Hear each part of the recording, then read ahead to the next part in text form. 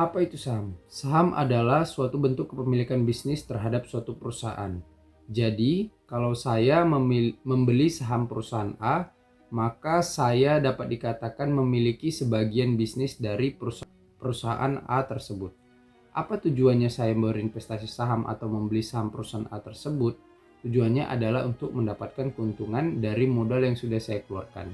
Jadi konsepnya sama aja seperti kalau misalnya kalian punya teman, dia mau membangun suatu bisnis, terus dia bilang gini, Cis, tolonglah bantukan aku dana sekian, nanti kalau misalnya perusahaan ini berkembang maju, hasilnya kita bagi dua. Terus kalian kasih dia modal, pakai uang kalian yang nganggur, dengan catatan misalnya setiap 1 tahun sekali dia akan membagikan 20% keuntungan dari bisnis yang dia kembangkan sama kalian, sesuai dengan berapa modal yang kalian setorkan. Contohnya kalian membeli bisnis perusahaan tersebut dengan modal 100 juta dengan catatan pembagian keuntungan 20% setiap tahun berdasarkan modal yang kalian tanamkan. Berarti kalian layak mendapatkan 20% dari 100 juta, yakni 20 juta setiap tahun dari bisnis perusahaan tersebut gitu. Contoh kesepakatannya misalnya itu. Bisa jadi yang lain juga, dimana kalau perusahaannya rugi kan nggak ada yang mau dibagikan gitu.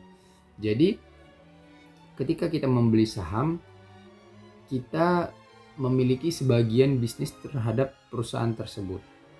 Jadi kita juga harus menikmati kalau misalnya perusahaan itu untung atau rugi, kita sama-sama menikmati situasi tersebut. Jadi kita termasuk orang yang turut berjuang untuk mengembangkan bisnis tersebut, tapi dalam bentuk kekuatan modal, tidak dalam bentuk ikut bekerja atau membagikan pikiran kita terhadap perusahaan tersebut.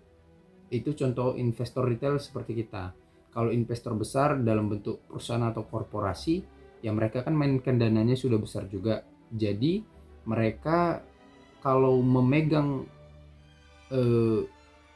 saham perusahaan dengan kepemilikan di atas 20%, maka mereka bisa dianggap sebagai salah satu pengendali dalam perusahaan tersebut karena mereka memiliki suara yang cukup besar untuk menentukan kebijakan dari perusahaan tersebut. Jadi investor saham, apa itu saham? Apa itu saham? Adalah bentuk kepemilikan suatu bisnis dari perusahaan. Apa itu investor saham? Adalah orang yang membeli saham dari suatu perusahaan dengan tujuan mencari keuntungan lewat modal yang sudah diberikan kepada perusahaan tersebut gitu. Bagaimana cara membeli saham? Cara membeli saham itu kalian harus punya sekuritas dulu. Jadi sekuritas itu adalah perantara si pembeli saham dan si penjual saham. Dalam hal ini si penjual saham adalah perusahaan TBK yang menerbitkan sahamnya dan bisa dibeli oleh publik atau masyarakat. Nah, dalam hal ini pembeli siapa? Ya investor retail seperti kita atau investor besar atau investor organisasi, korporasi dan semacamnya lah. Yang penting adalah investornya. Nah, pihak ketiganya itu adalah sekuritas sebagai perantara. Jadi kita nggak bisa kawan-kawan beli langsung saham. Misalnya saham Bank BNI menerbitkan 100 juta lembar saham ke publik dan bisa dibeli oleh publik. Kita nggak bisa datang ke kantor BNI atau ke kantor BNI pusat di Jakarta dan mengantri bilang saya mau beli saham bank Anda, nggak bisa gitu. Kita harus pakai sekuritas. Jadi sekuritas inilah yang menjadi perantara transaksi saham kita antara kita sebagai pembeli dan Bank BNI sebagai penjual lembar sahamnya kepada publik gitu. Jadi kita harus punya sekuritas. Nah, di zaman teknologi seperti sekarang ini, sekuritas ini sudah bisa kita download hanya dengan modal smartphone kita atau handphone kita. Dulu nggak bisa, kita harus datang ke dimana mereka menjadikan tempat untuk transaksi saham tersebut. Sekarang kita sudah bisa tinggal mendownload aplikasi dari sekuritas tersebut dan bisa membeli saham dari aplikasi sekuritas tersebut. Contohnya saya membeli dan menjual saham menggunakan aplikasi iPod atau Indo Premier Online Trading. Jadi sekuritas saya itu iPod ini. Nah, jadi kalau saya mau membeli saham perusahaan lewat aplikasi dari iPod ini kawan-kawan, gitu.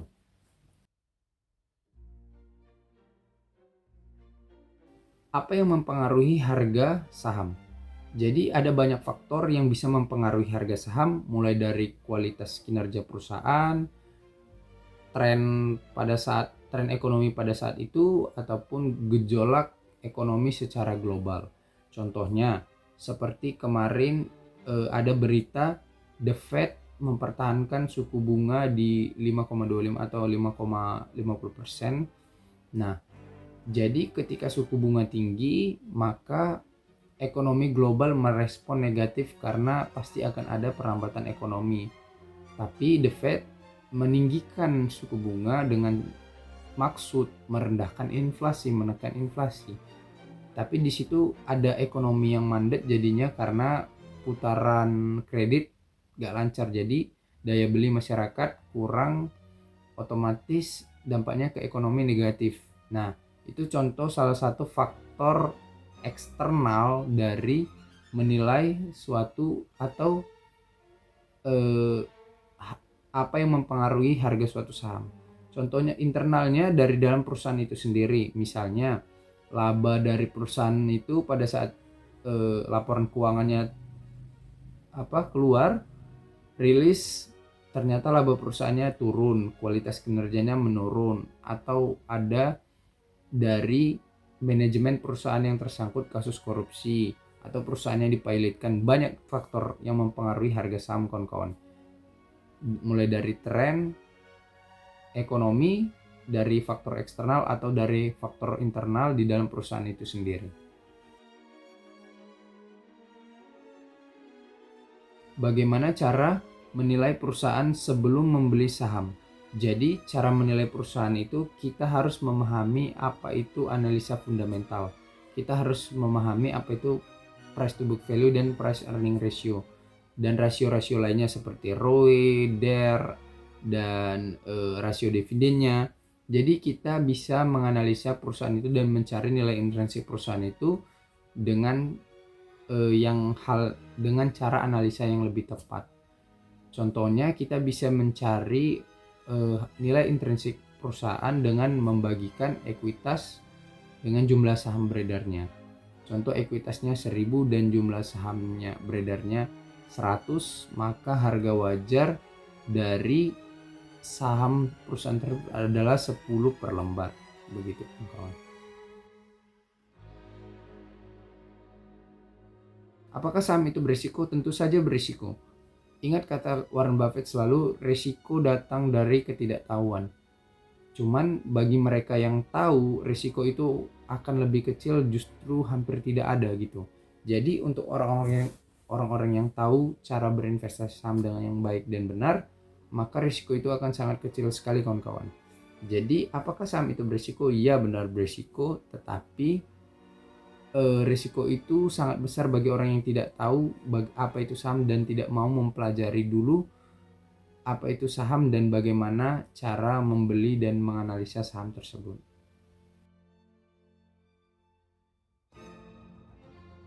Apa itu dividen? Dividen adalah hasil yang disepakati oleh seluruh pemegang saham untuk dibagikan kepada para pemegang saham itu sendiri. Jadi dividen ini adalah keuntungan perusahaan dan sudah ditetapkan berapa persen yang akan dibagikan oleh perusahaan kepada para seluruh investor. Contohnya perusahaan A untung 10 triliun tutup buku tahun 2022. Nah, mereka sudah sepakati bahwasannya akan membagikan 20% dari seluruh laba perusahaan. Nah, artinya 10 triliun, 20% dari 10 triliun. Itulah yang ditetapkan sebagai dividen perusahaan. Nah, dari 20% itu dibagikan sama semua jumlah saham beredar perusahaan yang ada dimiliki investor masing-masing.